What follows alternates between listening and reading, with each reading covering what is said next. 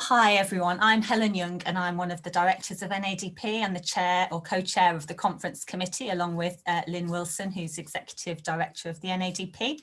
And it's our great pleasure to welcome you all today to the third session of our virtual International NADP Conference 2021.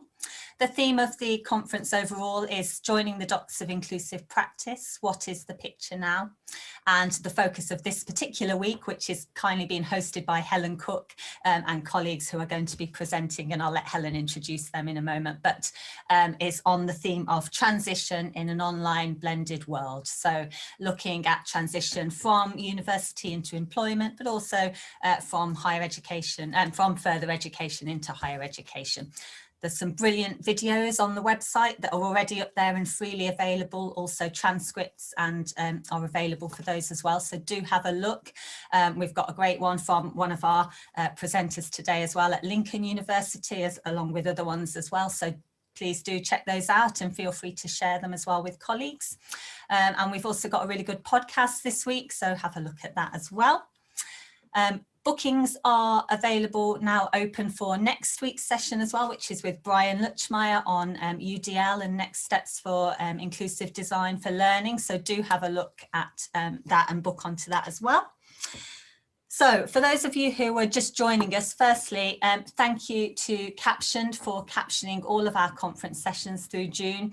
Anybody who's missed it, feel free to have a look at how to enable the captions in the chat, but also you can just click the top of your screen and go to live streaming, and that should give you access to the captions. This session is being recorded and a full transcript will be provided as soon as we can, probably in about a week's time after the session on the website. So feel free to revisit the recording and the captions and the transcript as well. If you do have any questions, do put them please in the Q&A section of Zoom, and we will get to those at the end, provided there's time, which we're hoping there will be definitely time to touch on some of your questions. And as I said previously, please feel free to comment in the chat with general comments and introduce yourself so that we know where you're joining us from. And I think that's the main things I wanted to cover. So without further ado, I'd like to really welcome and introduce Helen Cook, who is the director and founder of My Plus Students Club. So always a popular presenter. It's great to have you and everyone else on the presentation panel with us today, Helen. Thank you, Helen, and I'm absolutely delighted to be here and have been asked to facilitate this panel. So thank you very much, and thank you for everyone that's joining us today. So as Helen said, my name is Helen Cook. I'm the CEO and founder of My Plus. And I'm going to tell you a little bit more about that. But essentially, our mission is to ensure that having a disability doesn't prevent anyone from having the career that they want to have. And it's something that I'm particularly passionate about as a wheelchair user who has been fortunate enough to have had an enjoyable career since I graduated many years ago now. And it's something that I want to ensure that all students are able to access as well. Now, this whole topic of transitioning and transitioning into employment is hugely important. The What Happens Next report, which was published in 2021 by ADCAS, I think it's correct in saying that it's published every 2 years. I'm sure Karen will say more about this, paints once again a familiar picture and reveals that the proportion of disabled graduates in full-time employment is still lower than the proportion of non-disabled graduates. And the reasons for this are many and varied, including that they're not developing employability skills, they're not getting involved in university life, and therefore they're finding it much harder to I guess, market themselves to employers and to sell the skills that they have. If they're not able to talk about demonstrating leadership, showing initiative, decision-making, problem-solving, teamwork, these are all the things that employers are looking for. We know that disabled students find it harder to gain work experience. They're not always seeking careers advice. And dare I say it, careers advisors don't always have the expertise, the specialist expertise to provide the specialist advice that disabled students require, looking at topics such as disclosure, requesting adjustments, and finding disability employers. We know that students fear disclosing, being open about their disability from employers to employers. And if they don't request the support that they need during the recruitment process, they won't get the, potentially they're going to hit a barrier during the recruitment process and be rejected for a role that they're actually more than capable of doing. They don't know how to position their disability positively. And employers aren't always disability confident. I think we're seeing progress, we're seeing a lot of progress, but we've still got a long way to go. And we need to understand all of these issues and address them if our disabled students are going to succeed. So today we're going to explore all of these areas, not least that transitioning into employment isn't what happens in the last few months of the time at university. It's so much more than that. As I said, it's about building employability skills, it's about careers advice, it's about working with the careers service, and it's also about the approach of the employer. And you as disability practitioners, as the person that they have the most trusted relationship with, it's so important, I guess, that you are aware of what's going on and how to guide and signpost individuals. So I am joined by an amazing lineup of speakers today, and between us, we're going to explore these issues. They're going to talk about what they do in their area, and hopefully we will have time for a discussion and to be able to take questions at the end. And as Helen Young said, please put those questions in the Q&A box. But before I hand over to Julie and Megan from Lincoln, I just wanted to say a little bit about us and what we do, and I guess why I've been asked to talk to you today. So, as I said to you, our mission at MyPlus is to ensure that having a disability doesn't prevent anyone from having the career that they want to have. And for the last 15.5 years, we've worked with employers, we've worked with individuals, and we've worked with universities to make that reality. I just want to touch briefly on those 3 areas. So we launched the MyPlus Recruiters Club back in 2010 to help build the confidence, knowledge, know-how of employers to be able to tap into this growing talent pool of individuals. And I've just had hot off the HESA stats today, that's the Higher Education Statistical Agency, that 16% of first degrees are being awarded to disabled students in the UK, 16%. That's a phenomenal figure, up from 11% in 2017, I think it was. And we work with a whole breadth of organisations from different industry sectors. Law being the biggest industry sector we work with, probably the least diverse when I started 15 years ago, really up their game. Banking, retail, consulting, oil and gas industry, not-for-profit. We've got a huge plethora of diverse companies that we're delighted to work with. But having beaten up employers for a long time, telling them they've got to get better at this, we recognise that actually the students lacked perhaps the motivation and aspiration to realise their career potential. And too often we're being told that employers weren't interested in them because of their disability. So we set up the MyPlus Students Club website to provide really useful and practical advice for students. And if your students don't know about this, please let them know. MyPlus Students Club, it's all free. And there's loads and loads of really useful information for them. We run insight events, our latest one happening next week, Future You, where we've got 4 employers coming together, talking all about employment, building confidence, and great sessions on disability and employment. We've got a number of careers guides, all downloadable for free, looking at the really thorny subjects of things like openness, how to apply and account for difference in your application, requesting adjustments, and positively positioning your disability. So again, please let your students know about these. And we run a whole series of webinars that we run at the Students Club, all for free. And the reason for just sharing this with you was just to really highlight some of the great resources that are out there for your students as they navigate their transition into the world of employment. We've worked with universities pretty much since we launched, actually 15 years ago. but we formalised our offering a couple of years ago with the launch of the My Plus Universities Club. I've always said that there's three parts to this. There's the employer, there's the individual, and so importantly in the middle is the university, ensuring that they can provide the advice and support that their students require. We work with a number of universities to provide that advice and support so that they can provide the specific disability related support that our disabled students are looking for as they transition into the workplace.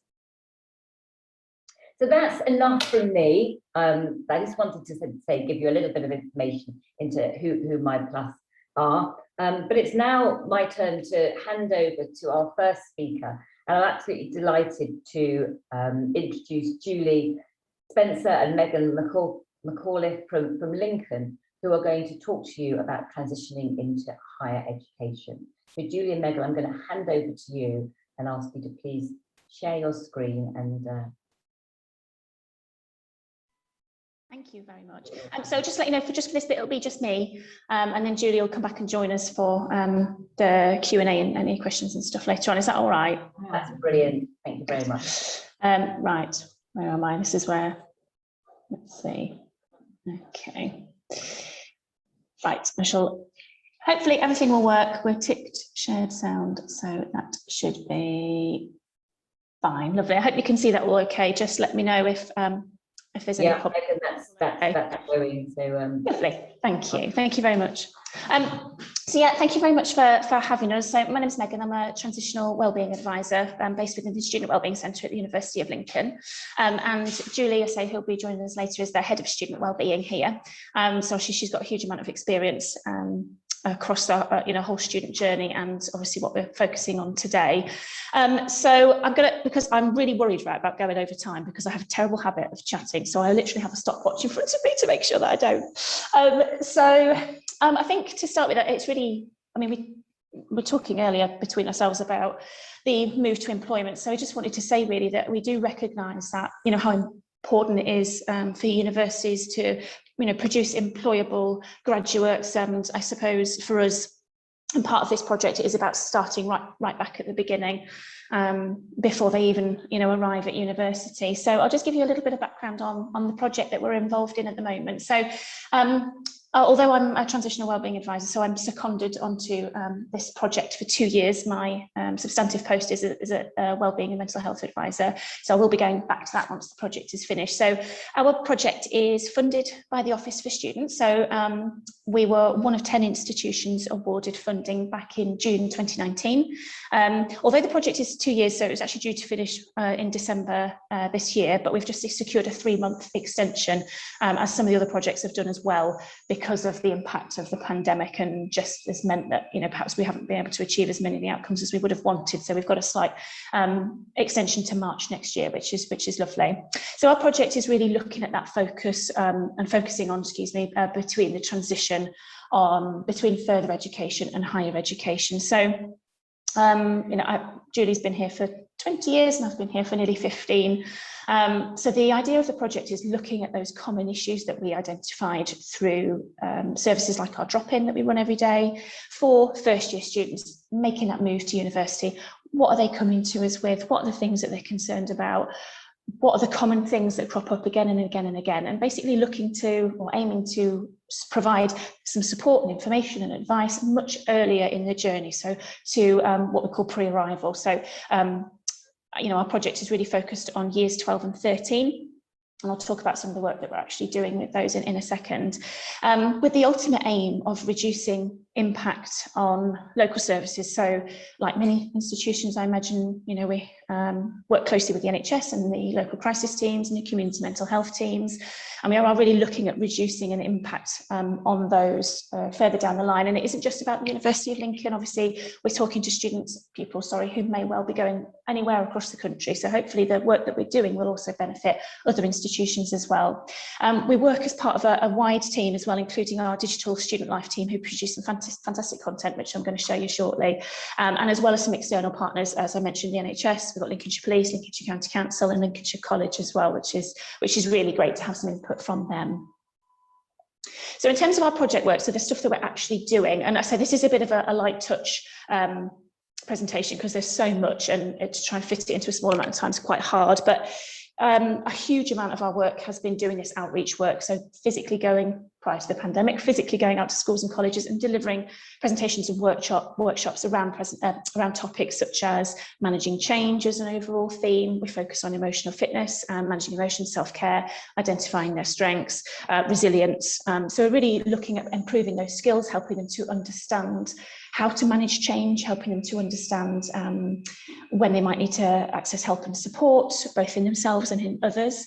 Obviously, due to the pandemic, we haven't been able to go out physically, although that is starting to creep back in, which is lovely. But we've been able to, thanks to the wonders of technology, be able to deliver those sessions remotely, which has been wonderful. And the engagement with schools has still been really fantastic, which is great. We've also produced a number of resources as well. So resources for parents, teachers and pupils themselves. So we recognise that not only do we need to look at pupils making that move into higher education, but also how can we support teachers to support the pupils with that move? How can we support the parents who are also supporting the pupils? So we've created some resources as well, which has been really lovely. So I wanted to mention as well our WOW Summer School. So our WOW Summer School is actually, this year will be its 7th year. It does form part of the project as well. So it's a free 3-day, 2-night stay on campus where we try to give applicants, they are applicants to the University of Lincoln, we tend to call them attendees to the summer school. We try and give them like a mini university experience. So historically it's aimed at those applicants who may have a diagnosis of perhaps autism or anxiety, but we've actually recognised over the last 6 years that quite often, because we don't want for people to miss out, but just because they don't have a diagnosis. So we're actually opening that up to anybody who we think has a disability or medical condition that might make that transition more difficult, or who we just identify through conversations that they are particularly anxious about that move. So we have a whole timetable of events. We do example lectures and workshops. They get an opportunity to meet a member of their academic staff, as well as obviously the wellbeing staff here. We do things like library tours. They get obviously a tour of the campus. It's just a fun 3 days for them to really get an opportunity to experience the campus just at a quieter time of year. And I've mentioned here some of our previous WOW school, summer school attendees have actually come back to be student ambassadors for us the following year. So this year we've got 5, and I think 4 of those have previously attended WOW. So we get that peer-to-peer support aspect as well, which is really important. We always say it's all very well, listening to me, an old lady, tell them about how that move to university, how we can support them, but actually to hear it from somebody else and actually a student at the university is really helpful. So I'm just going to show this short video. Hopefully the sound will work. So this was created by Digital Student Life team, I think the year before last. So we did manage to run the summer school last year during the pandemic, but this was obviously filmed beforehand. And I think it just gives a really nice flavour of what the summer school's about, and how the students as well as the parents feel about it.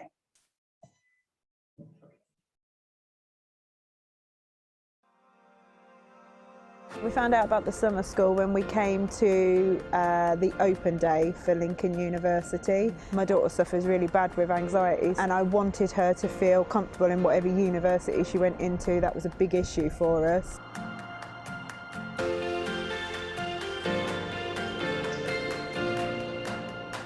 If you're anxious of starting university or coming to university, these 3 days have given me personally a lot. Oh, we did a range of different things. We met with advisors, we met with our counsellors. Got to meet new people. Some ice-breaking activities, which I think really helped solidify the group as a whole.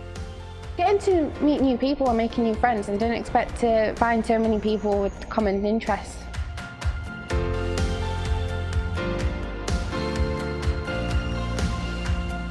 It was like a nice welcome to the university. The fact that I know that the WOW team are there, the wellbeing team. If we ever needed anything, we could go to them. And we picked Lincoln. One of the things was because of the wellbeing service that they have here. It's like no other that we've seen at any other university. If you're anxious about the school or the big step up from college to university, then this is definitely the place to come. She's happy, she's chatty.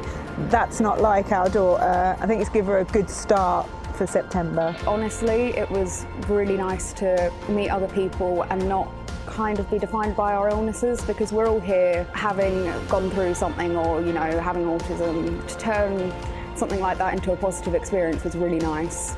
She's like a different person. It's really, really brilliant to see her. She's been talking to everyone. The fact that I'm going in already knowing people is really making me feel more confident.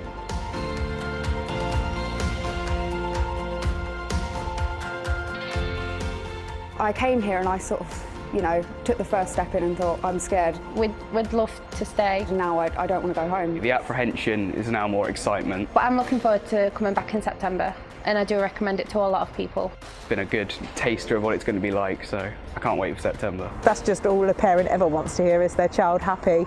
So I would definitely recommend this programme to anybody. I feel like even though I've been here 3 days, I've got a new family. These guys, they mean a lot already.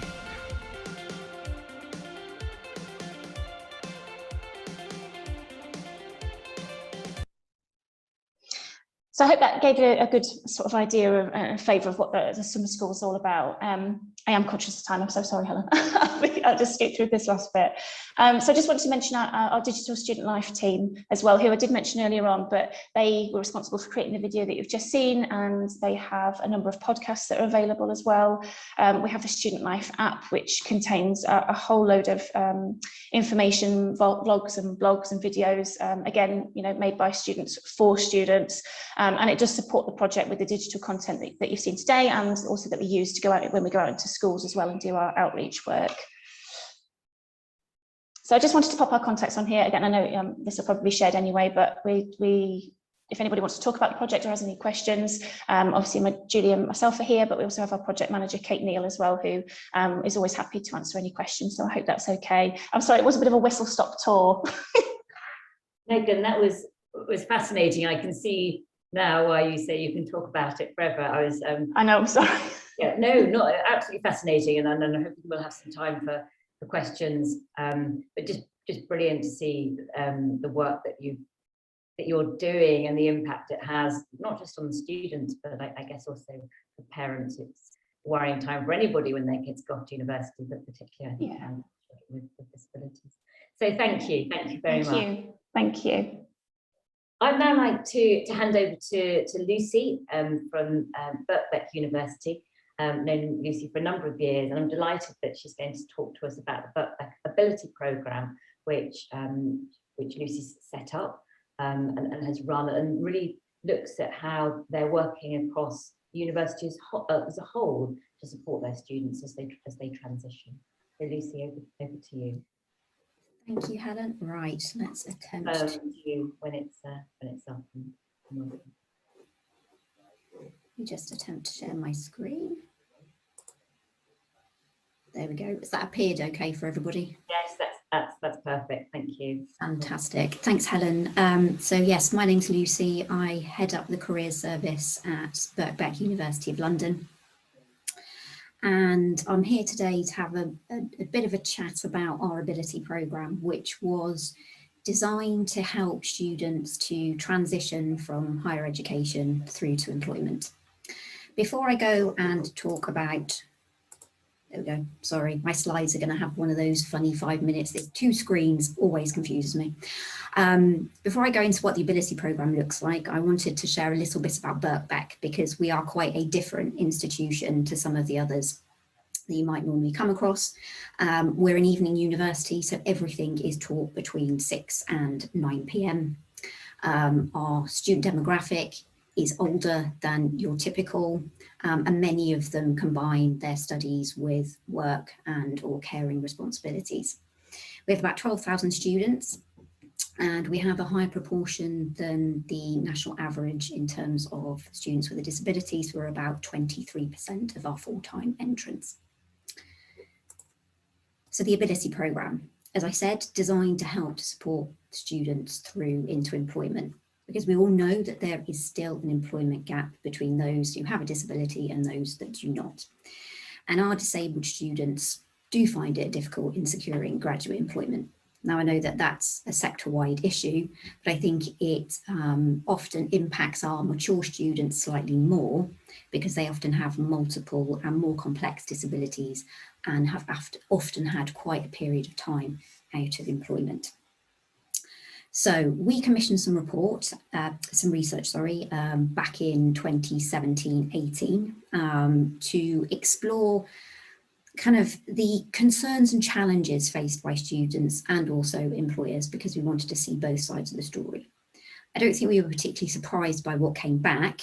Students worried about the impact their disability might have on their future employment, and they were incredibly nervous about being open about a disability with an employer, and they certainly weren't sure about how to go about doing that. From the employer side, I think again, they were nervous, they were uncertain, they weren't sure how to amend processes or how to attract students, or even kind of understanding the benefits of why employing students with disabilities can be hugely valuable. So as a result of that research, the Ability Programme was created.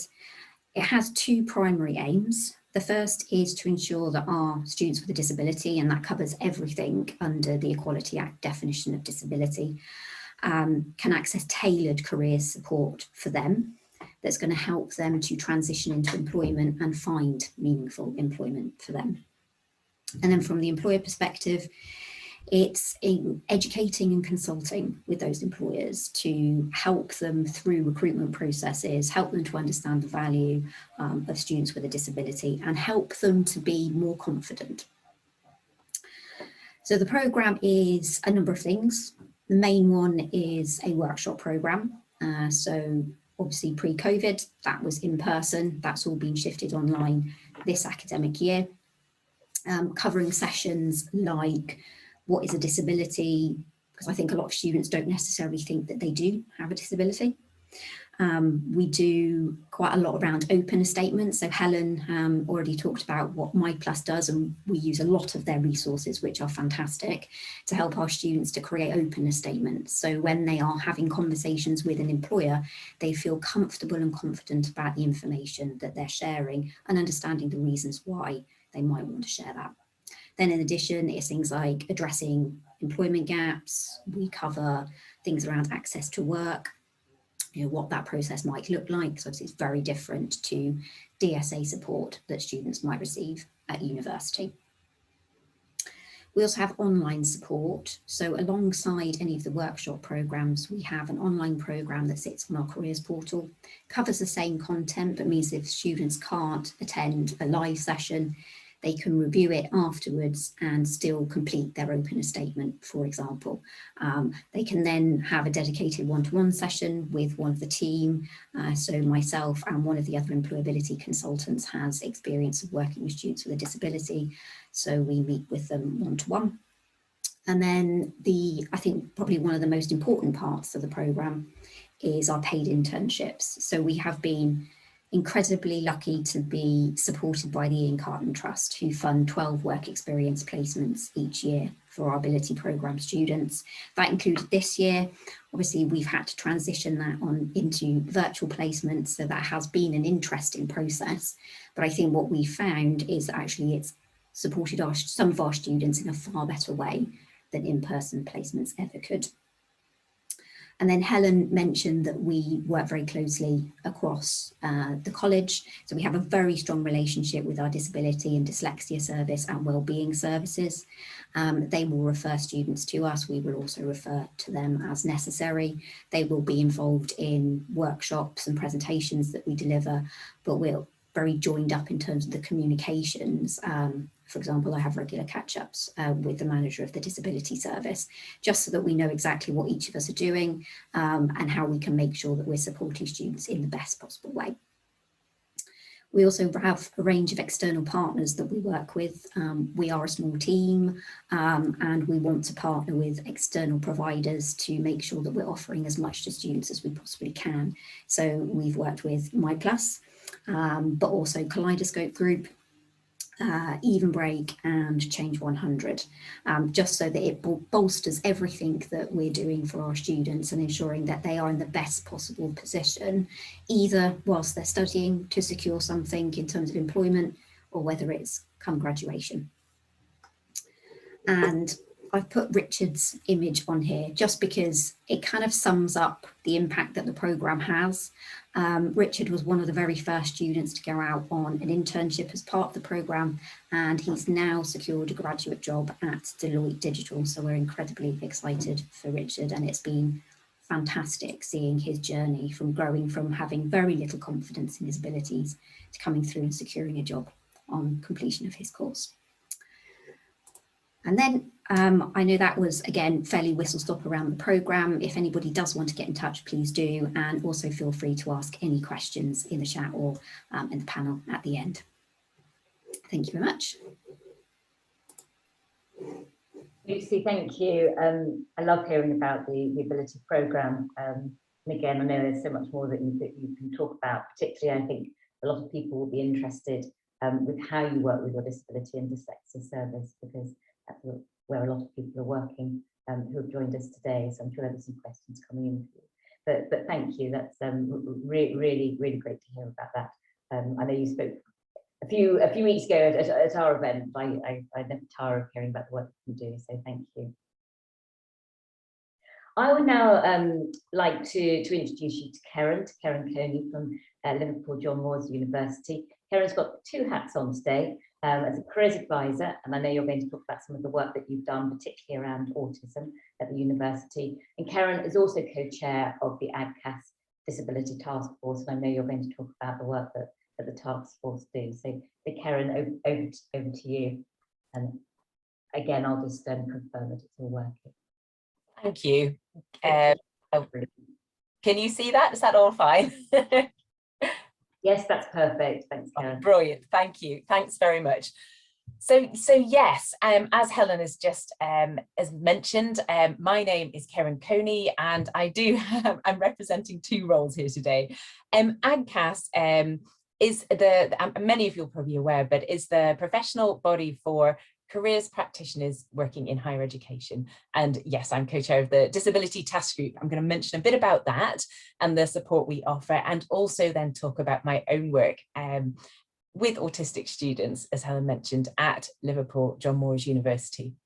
So first of all, the Disability Task Group. So we exist really to enhance the practice of careers practitioners who are seeking to support disabled students and graduates in terms of their careers. So we do this in a number of ways. First of all, by delivering training. That's all been online this year. So we offer a recent one was about how to support disabled students with the recruitment process in terms of what they can ask for and what might help and so on. But we do regular training and events. We also write a regular blog that anyone can actually sign up for. And again, that's helping people who are supporting disabled students and graduates with a particular focus on employability and careers. We create resources, so kind of sort of information to help people. Recently, we've done things on disclosure and adjustments for people with different disabilities, and we produce case studies. Again, it's as Helen Cook mentioned at the beginning, we not every careers practitioner has a specialism in this area, and so by doing some of these things, we can just help to provide understanding and tools so that people can be more effective as they're seeking to support students and graduates. Another thing is we've been seeking out sort of ways to liaise and discuss with sort of key influences in disability and employment, in this country. So one group that we have regular meetings with is the Disabled Students Commission. We've also sort of visited Lord Shinkrin in the House of Lords a number of times, and as he's investigating what can be done to support disabled graduates in employment. So that kind of thing, we're trying to affect change. And another way in which we do this actually is to produce the regular report, again, that Helen mentioned at the beginning. It's called the What Happens Next report. Many of you hopefully have read it. Certainly you have the NADP have endorsed it in the past and have put a forward in. Just what we seek to do with the What Happens Next reports is, again, highlight the disadvantage experienced by disabled graduates when it comes to entering the workplace. It is meant to be an annual report, but we are dependent on when HESA released the data, and there was a delay last year with the graduate outcomes, which is why there was one in 2019 and then the latest one is this one here in 2021, just released in January. So just to give you, for those who aren't familiar with the findings, just to show you some of the things that we're finding, and it is year on year. What is the most disappointing thing, as one of the co-authors of this report, is that it's not changing, even though we know that more is being done and there's more awareness. So we still have to keep calling for action, for things to be done, so that disabled graduates can reach their potential in the workplace. So just to highlight this, in case you're thinking, how do I make sense of these bar charts here? The one that I've just highlighted with the red dashed line are the outcomes for disabled graduates, and the bar on the left, the one that's not got a red box around it, are those for those who haven't disclosed a disability. And I just want to say the blue, which forms the lower half of each bar, that represents full-time employment. And if you go right up to the top of the green bar, sort of right here, that represents total employment. And you can see when you compare those who haven't disclosed a disability with those who have, that the employment levels, whichever way you look at it, are lower. And I think the other thing just to highlight is the red, the unemployment figures are higher for those with a disability. And actually the real sort of notable results are shown when you look at the different disability types. So if I highlight one in particular, the one that appears to have the most disadvantage each year, it's autism. And this is the one in the red box here. And you can see that there's a real difference. There's less than, sort of much less, 36% of those with autism enter full-time employment. And even when you look at total employment figures, because there may be many disabled graduates who choose part-time employment, but even total employment figures are low. They're below 70%. And perhaps even the most disappointing element is that the red here represents unemployment again, and this is really high for those with autism. So clearly something needs to be done.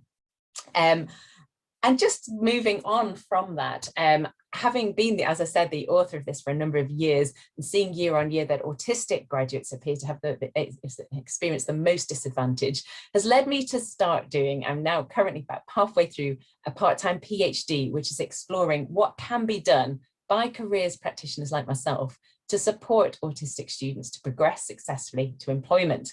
And I'm doing that by looking at using an action research approach at Liverpool John Moores, where I'm a careers consultant. I've chosen to make this participatory, which really means that I'm just really wanting to gain the views of those that I'm seeking to help, because I am not autistic, and so it's really important that I actually consult with people and feel very strongly the student voice needs to be in all elements of that. So what I did earlier this academic year is conducting a survey of all those students who'd told the university they had autism. They disclosed that.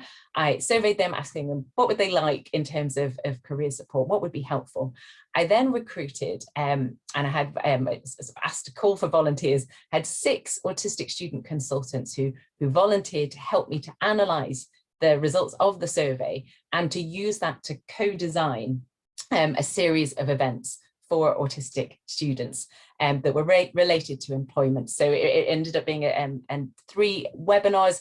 The consultants advised me on accessibility issues, what needs to be done, what kind of time of day, who they'd like to hear from, what were the main questions, and so on. And this led to a series of online workshops. And now that I've conducted we've done all the workshops, and we've been co-analysing the feedback from those and thinking about what went well, I have to say I'm really pleased with how it went. We had some really positive feedback from participants. It increased the confidence, not just of those I think that were involved as consultants, but generally those who were involved, confidence in terms of approaching employers, how to prepare for interviews and so on, but also I think it was a real development opportunity for all involved. So as well as myself, there was a supportive academic who was involved, and we just felt like actually we had confidence and more understanding of that we were doing the right thing because of the consultation and participatory element. I think one of the things that I learned as well was just that really key for me as a practitioner was just having those institutional contacts. And for me, it was really helpful. I worked with the student union, and they were involved throughout in promoting and actually being involved in the consultation, as well as the supportive academic, and just really seeking to develop the networks that I had there. That really helped too. So just to summarize with some closing thoughts, I don't think I have to convince anyone here, but it's just as I'm producing those reports, I'm struck again and again about the untapped talent that is represented by disabled graduates, and that something really needs to be done. And bearing in mind just how variable the outcomes are for different disability types, I really feel that targeted work needs to be prioritised. Some of the critical success factors when actually implementing some of these things and trying to get things sort of happening in my university have been actually, just really convinced that seeking the student voice is important. What has helped is finding colleagues who really feel the same to work with, and adopting both a resilient and curious approach. I think resilience because sometimes things don't work and you have to think, okay, why? What will I do next time? People don't turn up to things you've spent a long time planning and so on. And but also curious and thinking, okay, that didn't work. What could work better? And so we're trying to keep hold of those two elements to keep you going and to keep kind of trying new things. That's all I've got time for just now. But this is my email address, and if anyone would like to get in touch to discuss this or to share suggestions, I would really welcome that. So thanks very much.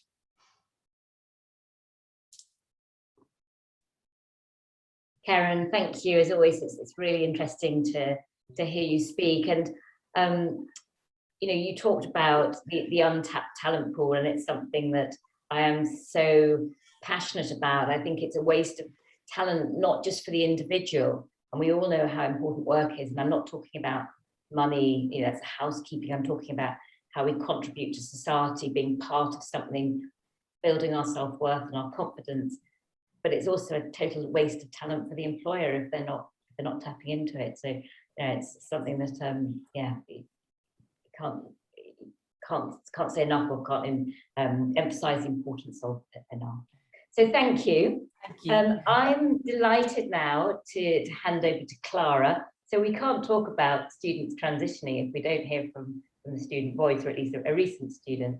And Clara is a consultant at Accenture and has talked very openly about the challenges that she found when transitioning from university into employment. And Clara, I think you're going to talk a little bit more about that today, and actually, what was helpful and how you ultimately ended up in a company that's incredibly supportive in the role that you're enjoying. Yeah, thank you for having me, Helen. And thank you to our panelists so far. It's been really interesting listening to all the amazing work that is being done right now, because I think when I was back at university, all that work, it was pretty invisible to me. I didn't know it was happening, if it was at all. I'm sure it was, but it was just quite invisible. So it's really nice to see that, there's been a lot of work done in this space, and it's looking like it's really visible to students, and so more accessible, which, is great. Thank you. So as Helen mentioned, I am just going to talk through a bit of my experiences, I guess, transitioning into university and then transitioning into the workplace. So I started university with undiagnosed depression and anxiety, and it meant that my first year at university, to be honest, was just like hell. It was awful. That there was definitely an action on me to kind of speak up and get the help, but at the time, no one really spoke about mental illness in the way that they do now, and definitely at university, I didn't know that there would be help or someone would care. So I very much stayed silent. And so what that meant for me was that my anxiety really manifested itself in social anxiety. So I wasn't really able to go out and make friends and really throw myself into that university experience. I, would panic and freeze at the thought of going to a social to meet new people. So I very much kept myself to myself. And it also meant I kind of struggled going to lectures, and my focus was at, pretty much zero. So I went from doing my A-levels and getting kind of A stars A's to being in my first year at university, where I finished on, I think it was a low third in my first year. So I think the impact of not having support and not being diagnosed did have a negative impact to so my studies, which then went on to impact, I guess, my applications for graduate jobs and placement jobs. So that was kind of my university transition. In my second year, so I chose to undertake a degree that had a placement year, so it was a 4-year total, with my third year going out on placement. So with, I guess, my poor first year results, I struggled a little bit in the applications for placement, a placement year. My scores weren't necessarily as high as, well, they weren't as high as other applicants. At the same time, the university, still didn't know that I had, these mental health issues, so I wasn't getting any support there. And so I quite struggled through the, I guess, rigorous approach that at the time employers took to placement recruitments, and felt that it kind of worsened my state, really. I did get my diagnosis in second year, which was fantastic. I plucked up the courage to go to the doctor, the university doctor, and got support there. And I think the difference in receiving that support was then really clear in my transition into my placement year. So I started on my placement year, and just a few months into my diagnosis and kind of getting that support, my social anxiety was so much more under control. I loved my placement year. As soon as I got there, I kind of threw myself into making friends. I loved meeting people in the office.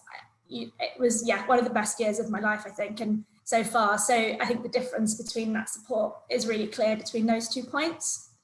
I think I would probably want to touch on this placement year piece, and that I was very lucky in that my placement year, I was part of a larger placement group. I think there was about 45 of us. So, we couldn't really feel alone because there was 44 other people that were going through the same thing.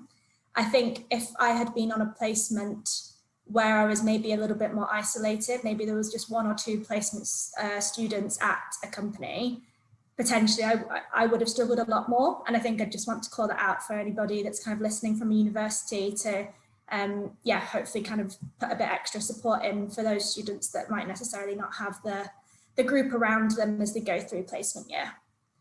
And then I guess transitioning back into 4th year, again, it was quite nice coming back to university now that I had my anxiety and depression under control.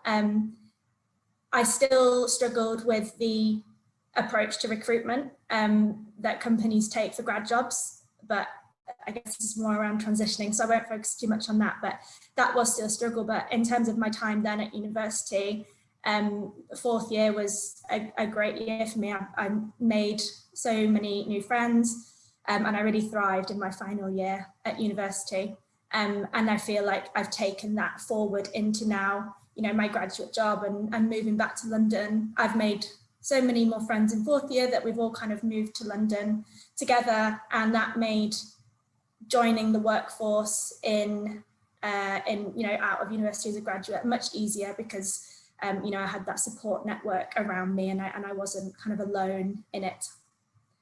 So yeah, that is kind of just what I wanted to talk about, my experience really. And I think my closing thoughts would, definitely be the importance of support to students with a disability, and also the importance of, really shouting about the work that you do to your students, because there will still be a vast number that just aren't speaking out and aren't, letting you know there's a problem. And I think as soon as you, say, look, we do this, this, and this, and this, I think, and make sure that you do that, that's encouraging people to come forward and really get that help.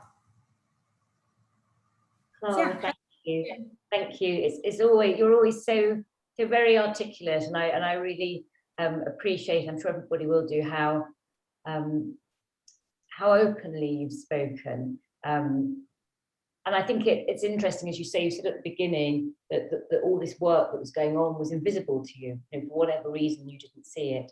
And actually, how I think what also came across was how hard it can be to be open about our challenges and to go and get that support. And actually, if we don't see the supports there, it's not encouraging us to be open. But actually, what an amazing difference from, dare I say it, almost not being on track on your first year to what you achieved when you graduated is incredible. So thank you. It's always really interesting to hear you speak. Thank you for having me. And I'm sure there'll be some questions for you. So we're now going overseas. We're going to Australia. I'd like to introduce you to David Swain, who is a National Disability Coordination Officer for the STEPS group in Australia. And I connected with David, I think it's about 4 years ago now, David, and we've done a few things together. I guess we chat relatively regularly, and I'm always interested in the work that you do and how you do it. And absolutely delighted that you agreed to speak to us today. I think it's about coming up for 11 o'clock at night over there. I think it was 33 degrees, even though it's winter. So David, over to you. Thank you again for joining. Thank you, Helen. I think I'd be really rude if I said, no, I won't talk to you at this time of night, considering you've done it for us many times, early mornings and late nights talking to people in Australia. So thank you for the work that you've done. So my name's David, and I'm going to talk as briefly as I can today about a project that we've worked on for a number of years now called University Specialist Employment Partnerships, with the goal to provide individualised career and employability support for students with disability. I'm going to try and give as much context as I can in the time that I've got about how all this works, but I work for a program called the NDCO program, which is probably funded as close as I could describe it as from your equivalent of Office, or our equivalent of your Office for Students. It's a government initiative, and it's a very long-standing program, more than 2 decades in various forms, and it's had various names. The current objective is to drive change so that people with disability have equitable opportunity to access, participate and achieve their goals in tertiary education and subsequent employment. So it's a very large remit. It's from school transitions to tertiary education all the way through to graduate employment. And so we work on a number of strategic or systemic projects that try and meet this goal and objective. A couple of really short examples. We have like a disability awareness in VET, which is your FET e-learning, which more than 2,000 educators have done, which is focusing less on the disability advisor staff in VET providers and more on the teaching staff. We have statewide alliances, so connecting schools with VET providers and higher education providers about the topic of supporting students for a successful transition into further education. And we do things like training and webinars for employment, school and tertiary providers, which is where we've done some really impactful work, I think, with Helen, and that's been wonderful.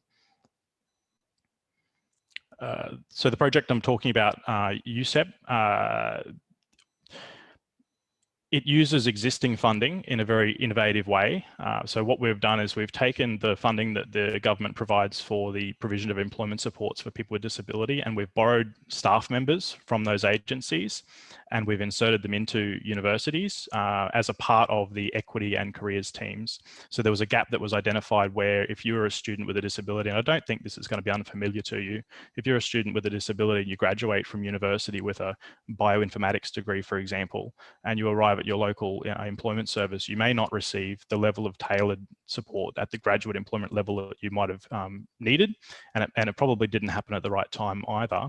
So the service is available for students in their final year of study all the way through, and it stays with them after they've been placed into employment as well. It's designed wholly for the benefit of the students. And one of the challenges with the project is that does mean that sometimes the providers need to work outside of what they're funded to do. And so it sort of creates a coalition of the willing. I think in some ways that's not necessarily a bad thing if you need to do some work that's unfunded in order to get to the funded work. And the end result is that students have access to an individualized one-on-one graduate level career placement support that's available to them at their university, or lately, of course, I'm sure you can imagine online or any other method that can be achieved based on where the student is and what they need. And so it's currently operating at 13 universities with 6 providers. And on the screen at the moment, I won't read them all to save the time, but they have logos of 13 universities in Australia and 6 employment providers. And what's really interesting about it is, depending on your knowledge of geography, we've got an interesting spread. So it's not all metropolitan, it's not all central business district universities, some regional, and some probably, yeah, remote. At least they have remote campuses. And in the 8 minutes that Helen's allocated, I wondered what I could even tell you about it. And so I decided just to tell you some of the main things that we've learned, and maybe that'll inform something that you're doing or it might be helpful. We've been gathering data from the students that access the service. So there's hundreds of students that have accessed the service, and only about 100 have filled out the actual data gathering questionnaire. So it's completely voluntary, but many choose to give us some information about what they're after. And that's given us a list of specific types of supports. So exactly what is it that the student with disability would like from a specialist careers advisor? And I'll talk about those in a minute. And through doing this, we've identified opportunities for improved communications and cross-learning between careers, equity teams, and external employment services, which I think is quite interesting. I'm imagining that many of you will have had discussions across the bridge between a careers service and an equity service where that exists in your institution, and having those discussions is very fruitful and productive. But doing it in this way has enabled sort of like a round table scenario to occur. We found that because we set it up in a centralized way, so it's a national effort and it's got a name and it's got a website and it at least appears to be together, recruiters from government and private organizations approach the project because they're looking for a way to recruit across multiple universities, and they, you know, instead of approaching each one individually, we can say, well, you know, this is what's available, and then the matching can happen from there.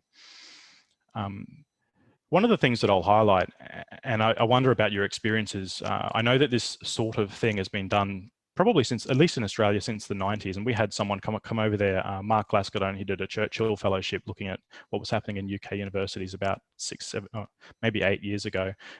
One of the things that's really difficult to get to happen is genuine collaboration across competing units, even business units, and especially when it comes to providers who are funded to do this work. So we've learned a lot in that space.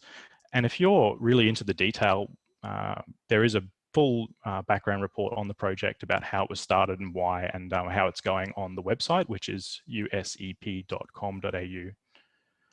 Finally, I'll just tell you the supports that the students were asking for when they first met with the consultants.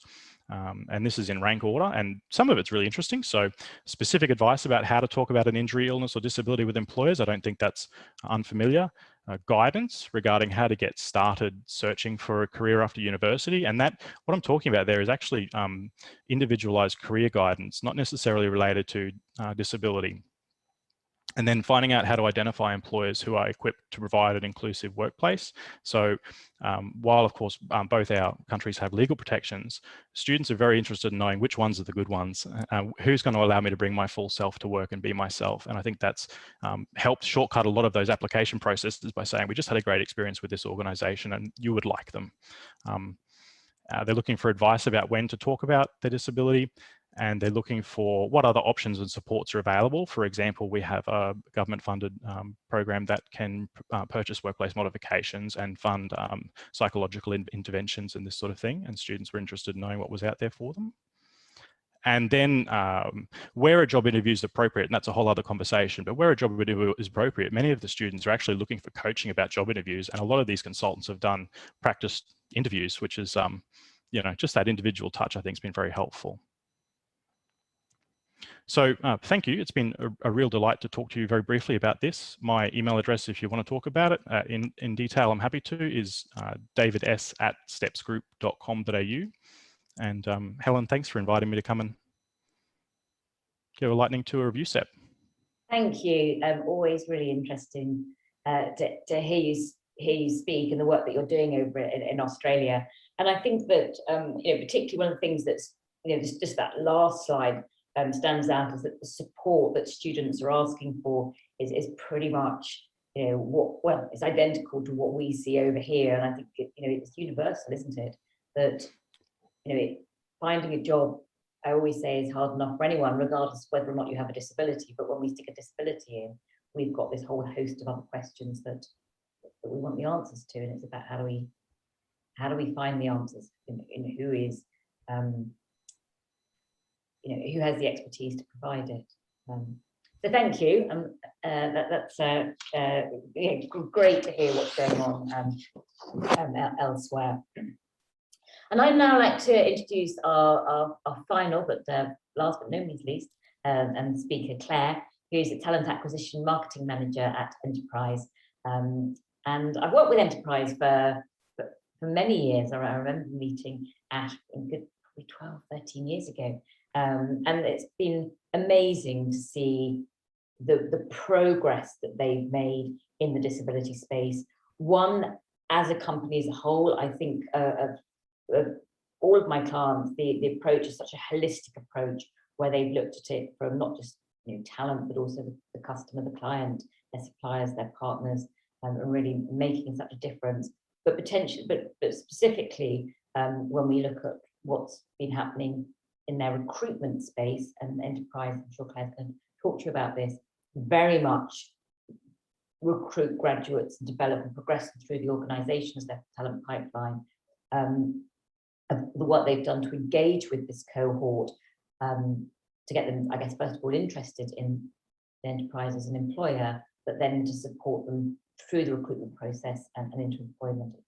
It's been quite amazing what you've done, Claire. So over to you to say more about it. Well, thanks so much, Helen. What a great introduction. I'm just going to, again, share my slides. So please let me know that you can see them. That would be great. Yeah, that's working. And you get to see a lovely picture of me up close, everybody. So, so welcome, everybody. Thanks for the introduction. Yes, I'm Claire Bainan, Talent Acquisition Manager for Enterprise Rent-A-Car. My role is to have a team around the UK and Ireland who essentially work and partner with universities, colleges, schools, job centres to really ensure that we are attracting the best and brightest talent to our opportunities. And I've personally worked for Enterprise for 19 years and started on their graduate programme. And I'll talk a little bit about, I think I'm going to talk a little bit about what we do at Enterprise. I feel probably an organisation which might just be a company where there might be an assumption that I can't do these roles potentially because of your disability. And I think it's really great that, as Helen mentioned, we've got some really great stories to tell and some great examples of how we do make it work and we get the best talent because of that. So, so just to give you a bit of an introduction to Enterprise, we hire around, well, anything between 800 and 1,000 graduates every year. So big graduate intake. In addition to that, we hire apprentices, we hire into administrative call centre roles, and we also now are offering on the Kickstart programme. So we have many different pathways where you can join us at Enterprise to start your career. And the organisation Enterprise is a global organisation, a global company. Enterprise Holdings owns Enterprise Rent-A-Car in addition to some other organisations which I'll talk about shortly. And we are the world's largest mobility provider. So we offer mobility solutions to our customers through many different ways and different avenues to transport. So as you can see, we have over 80,000 employees currently working for us across the world, and we have those employees working in over 9,000 locations, and we have grown exponentially over the time that we've operated in the UK, and have seen this growth across the globe. And it has been down to our world leading customer service, and it's all about making sure we're putting our customers first. And yeah, it's a really exciting company to work for. So just to give you a bit of an insight, to give you I guess a little bit of a flavour for our service, if a customer of ours wants to basically travel from A to B, there's many different ways they can do that. And as you can see on this screen, we have many different brands under Enterprise where you can pay as you go through an app and use Car Club as a service, which is where you can transport within 30-minute increments to pay as you go service to take one of our vehicles, and that's not employee facing at all. We don't see the customer, it's an app, and it's essentially you go to a vehicle that's staged in a local street or at a local branch, and all the way through to our commercial delivery, which is our flexi rent division. And we have over 50,000 vehicles that we operate in the UK, which is part of our commercial division, which is a totally separate division to Enterprise Rent-A-Car. And then, as you can see, we've got other brands, National, Alamo, which you may be familiar with, maybe more so at our airport location. So we have a really diverse offering to the customer. And as I've mentioned, we hire lots of different people into different roles within Enterprise. And as Helen mentioned, it is a promote from within culture. So, you know, particularly as you look at the graduate programme, it's an entry-level role, and then you develop and grow in the organisation, and you have lots of different ways that you can move through the organisation on a linear path of operations or into some other roles within the business, like HR, accounts, finance, business to business sales. You know, it's you know, really exciting that we have lots of opportunities, and we have a lot of opportunities this year too. So when we look at where we've been over the last 12 months, I'm happy to report that our forecasts look strong, and we are hiring right now. We have lots of opportunities throughout the country, and I just think that, you know, we don't have a cut-off for our graduate positions. It's an all year round opportunity, and I think that's just positive news to let you know when talking to students and their options. We don't take degrees from any specific discipline either. So again, very open. We really want to open that candidate pool. So I just want to talk about really Enterprise culturally. When I joined Enterprise 19 years ago, and certainly when I was at university, I did not dream of car rental. I did not dream of working in the automotive industry. But it was really when I started to understand Enterprise and their values that really kind of made me really want to work for the organisation. And yeah, I just think sometimes that's a barrier for us and my team, is to really help students really understand what we're offering here. You know, that typical perception maybe in the automotive industry, it's very male dominated, when actually our CEO is female, and we have, you know, many different successful females within director roles at Enterprise. So I think that's certainly a barrier. When you kind of look at our values, which are there on the screen, and I'm not going to go through them all today, but this really helps define us culturally. And these values were founded back in the 50s by the Taylor family. We're still owned by the Taylor family, and we live these values. And yeah, this kind of gives you a flavour for what's important to us. What I would say when we look at one in particular is our doors are open. That relates to ensuring that you bring your best self to work every single day, and irrespective of your background, we want to make sure we have really strong diversity of thought in the company, and that's so important to us. And we've been working really hard to try and ensure that we get that message out there, that irrespective of you and your background, we want you to apply, and we will support you in every way we can along the way. So I'm looking forward to kind of sharing some of the work that we have done to kind of, particularly around disability, to kind of share with you some of the practical ways that we've been able to do that. So this picture gives you lots of different information, but I guess it really kind of illustrates that value about our doors are open.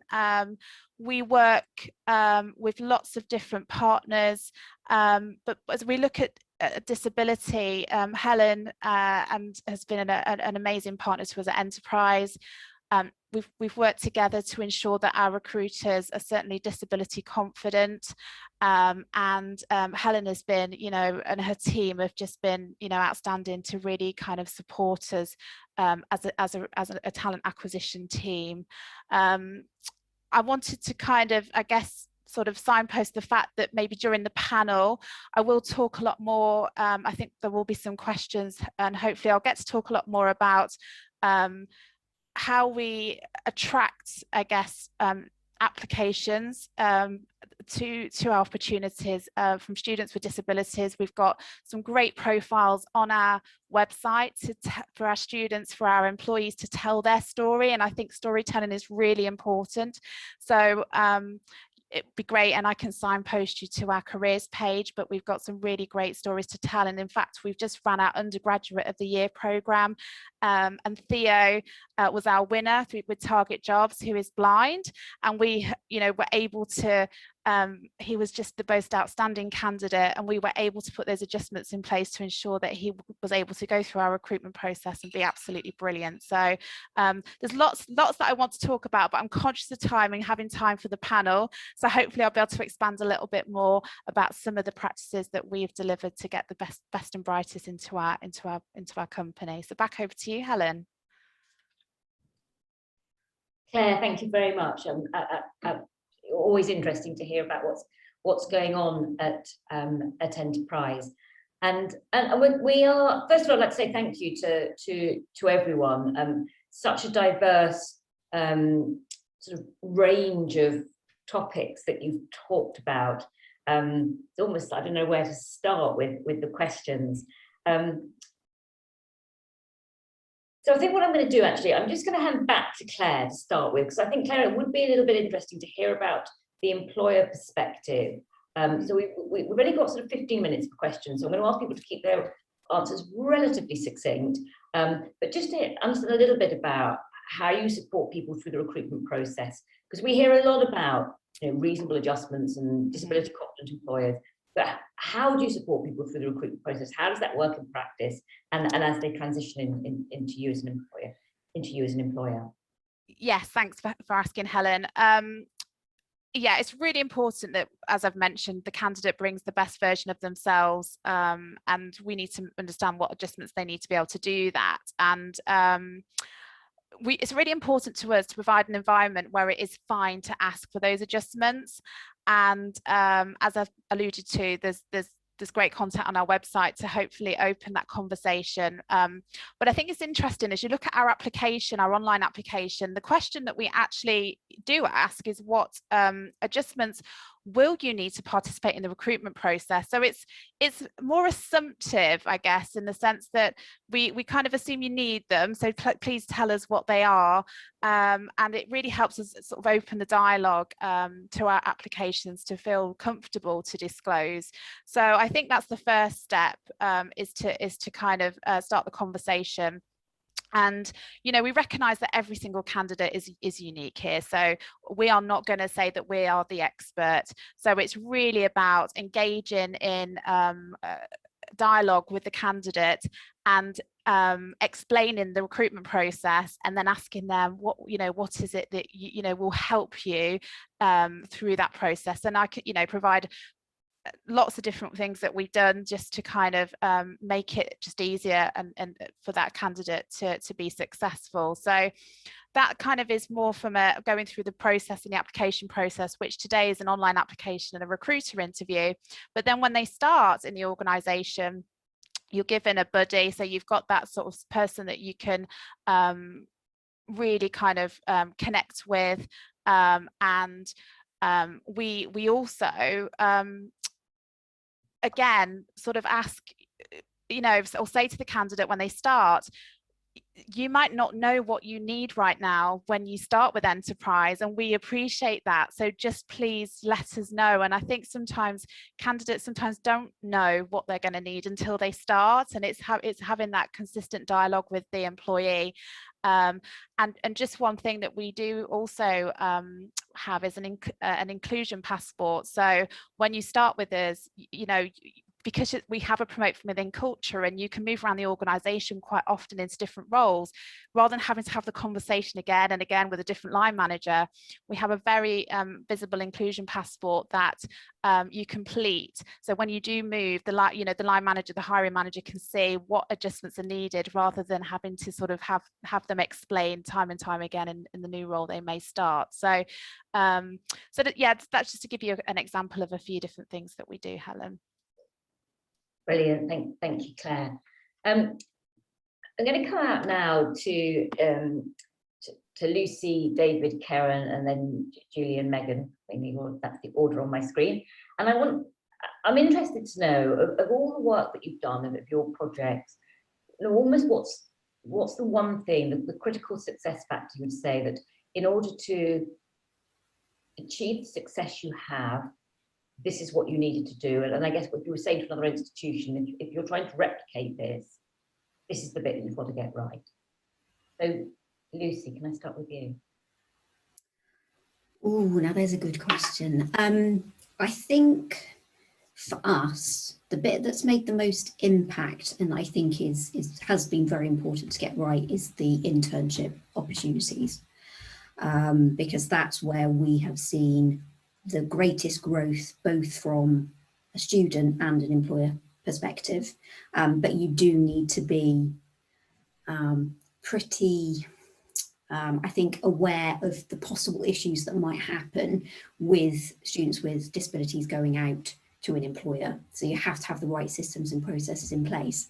But when it works, it is amazing. I have seen some students who have had some hugely awful experiences with employers, and they've had the opportunity to go out to a disability confident employer, be supported by the university, built their confidence again, and then have gone on to secure other employment. So I think for us, that's been the biggest part of what we've been doing. Thank you. And David, same question to you.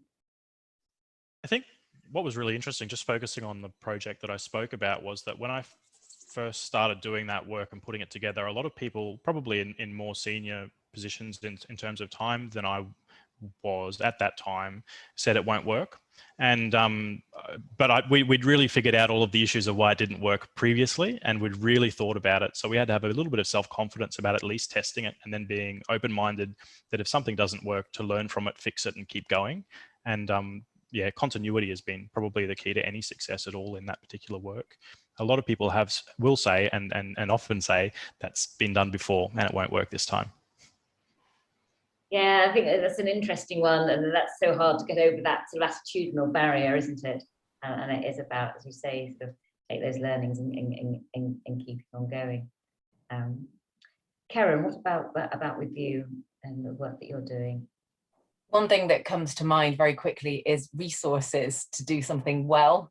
I think many of us, speaking from a careers practitioner's perspective, for many of us, it's a bolt-on activity, the disability specialism, where we have a caseload, other work that we do, and then we are, so this is something that we do, and including almost all of us on the disability task group, actually. So it's something we do in addition to a main full-time caseload, and so I think it relies a lot on willingness of individuals to kind of do it often, and certainly in my case, it's been in my own time because I'm also studying, so I've kind of been able to justify it and tie it in that way. So I think one of the things that I just try and raise the profile of is that you just need resources to do this well and to do it properly, because it's not something you can just do in an hour a week, or or not do well anyway, especially if you want to try and make a real difference. So I think it's kind of getting senior people in universities to kind of understand that and to buy into it, really. Well, Karen's something we say time and time again, and not just at universities, the same with the employers.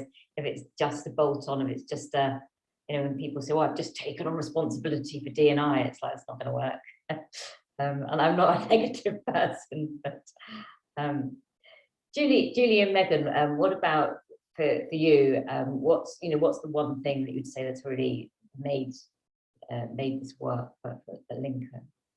Thanks, Helen. Yeah, I mean, for us, I would definitely say our Wales Summer School is 6 years on, and one of the things we've been able to do now is we can track those student success rates now. So as we're seeing them graduate, what we are seeing for the first time is our disabled students are as successful as their peers, which is hugely exciting for us, and hopefully the work we're doing helps them into employment and beyond. So definitely, wow.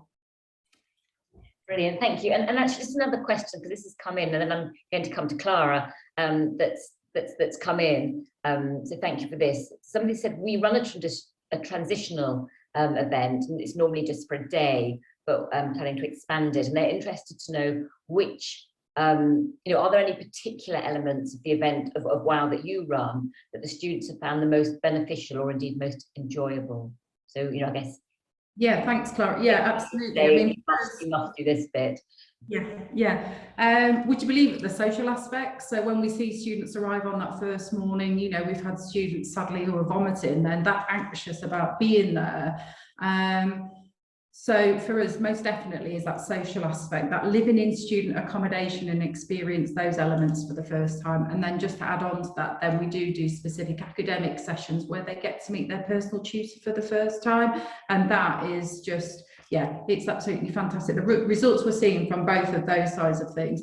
And really interestingly, particularly our students with mental health and autism, they're then making friendship groups by living with those students in WOW, requesting specific accommodations, saying, I was with this student for this, is there any chance I can move in with them? So it's just building friendships really early for us. So most definitely social, and then the academic. Thank you. Interesting when you recognising such a big transition for people and how important it is to provide the support that they need. Clara, I'm interested from your point of view is what would have been beneficial for you as you were transitioning into employment? And I know that you looked for jobs first of all and didn't really find the job that you wanted because it was all so difficult. And then you went back and sort of tried again. But what were you looking for in hindsight from your university? I think it probably goes back to the whole recruitment piece and going through that recruitment cycle. I mean, it's obviously a really kind of high pressured period, and often you're filling out however many applications, and it's a real heightened stress. And so for me personally, with the anxiety side of that, it's okay, I need to put in X amount of hours to fill out this application, and that's taking time away from my studies. And then when you do go to an assessment centre, that's often a day away from lectures, which is really stressful because you still need to get a 2-1 to actually get the job at the end of it. So I think it is it's support in that whole recruitment piece. And I think Claire spoke on it earlier around, what do I need at this assessment centre to be able to be myself? And, for students, they've never done it before, so they don't know what to ask for. And so that support from the university to say, look, this is, what companies can do on the day for you. This, would probably fit you best. This is how you go about asking for it. That would have been really valuable. So I think that's my kind of take on it. Yeah, it's that real specialist career advice that you need, isn't it? Mm-hmm. Yeah. And that just leads me to another question that's come in, which is about language. Somebody's there is a lot of debate about language at the moment, and one of the contentious terms is disclosure. And what do you think of this term, and what do you use? And for me, we always try not to use the word disclosure. It's something with myself and other disability other people working in this space, because it does sound like we've got this terrible secret. And in fact, we went through the whole Students' Club website and removed the word, but then we were told that's what students Google, that's what they look for, so we had to put it back in again. But what do you use? What's the language that you use? I'm very happy just to come in on this. To me or to somebody else? Sorry. Well, you go first, Clara. To be honest, I'd never ever thought about this before, this topic, and I did see the question come in. I thought, I wouldn't know how to answer that. But actually, just before you said it, Ellen, I was kind of thinking it through, and actually, that when I really think about the word disclose, it does feel like, okay, I'm telling this, really dark secret, and it puts so much pressure on the actual saying, hey, I've got depression, by the way. Or is it, there probably is another word that would make it seem a lot less scarier. Is there anything you want to tell us? I've not heard this kind of discussion before, so I'm interested to see what other people think. Yeah, Helen, I mean, at the university here in Lincoln, because we do a lot of work with prospective students, when we're talking to them, yeah, we would ask them to sort of declare their disability. We wouldn't use disclose, just, you know, tell us about it, tell us once, and let's see if we can help you. So, yeah, we don't use disclose, but we would use declare. Whether it's the right or wrong terminology, I don't know, it's a language thing. So. It is, absolutely, because I'd probably avoid declare as well. Again, disclose. Absolutely, yeah. An inform, share, tell, but again, it's yeah, why we're debating it. Yeah, let's somebody give us a good idea, and then we can all do the same thing. Yeah, I think we just focus on those adjustments. So irrespective of the candidate's background, because those adjustments may be from a different perspective. So I guess it's just, I suppose in the context of the sentence, you couldn't always just fit in the word adjustments, but I think it's just focusing on what is it that you need to be successful, rather than focusing on tell me, you know, why you need those adjustments, I guess. Can I just add, just agreeing with everything that's already been said, I think, yeah, disclosure is, there's the challenge when you work with students and graduates that is what they recognize.